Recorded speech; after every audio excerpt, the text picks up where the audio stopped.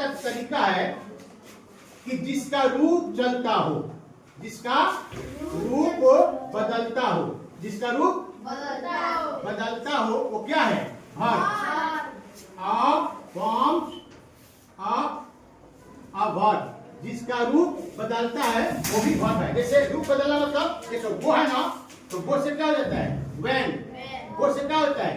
What. वो से क्या होता है? गोइंग। वो से क्या होता है? गोज। एक गो का कितना रूप बन गया जी? 1 2 3 4। तो जिसका रूप बदलता है समझना क्या है? वो वर्ब है। जिसका रूप बदलता है क्या है? वर्ब। जैसे स्पीक है तो स्पीक का रूप बदलेगा, बोलो।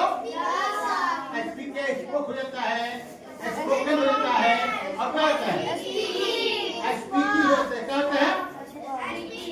स्पीच हो जाता है, बोलो ना। हाँ, तो जिसका रूप बदलता है क्या है? बोलो। अब हम कहेंगे बॉय का रूप बदलो, तो बॉय का रूप बदलेगा? वर्ब होगा? ये भी एक तरीका है। पहला तरीका वो बताएं कि रिलेशन दिखाता है, पोजीशन, और क्या दिखाता है?